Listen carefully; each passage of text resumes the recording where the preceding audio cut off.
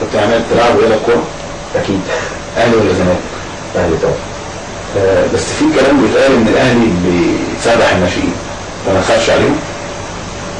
لا بص، ما اقدرش اقول كده ان انا بلعب في الاهلي وعندي نفس سنه فالناشئ بالاهلي فبلعب فموجود في الاهلي، ما اقدرش اقول. بس هم سؤال اقل من حضرتك بسنه بسيطه كانت ممكن تقعد مش؟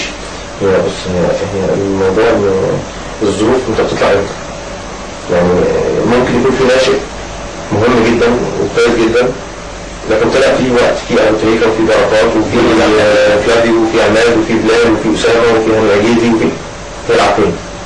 فالظروف مش مساعده، فبيضطر ان هو خلاص سنه بدا يعدي مراحل السنيه للناشئين، فمحتاج ان هو يطلع يلعب، فمفيش مكان ليه فبيضطر النادي الاهلي يعني يوديه نادي اعاره او يبيعه، بس هي بترجع للظروف. يعني الظروف بتسمح ان اللعيب يكون موجود يبقى موجود، هو تستغل الفرصه طبعا. يعني ولادك ان شاء الله في ناشئين النادي الاهلي. ان شاء الله. اكيد ان شاء الله. اسالك 3 اسئله تقول لي مع ولا ضد؟ ماشي. مع حسام حسن مدير فني نادي الزمالك؟ اكيد طبعا. مع ولا ضد سامي بدر رئيس اتحاد الكره المصري؟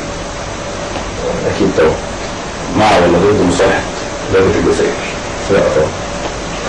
انا سمعت ان انت علاقتك قويه بممدوح عباس، هل ده صحيح؟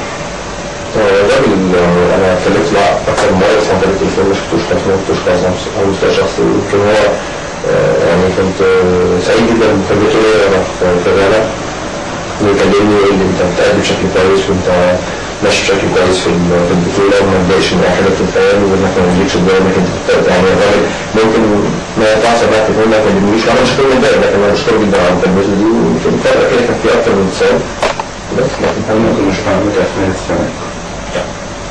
اشكرك يا كابتن. انا شكرا جزيلا.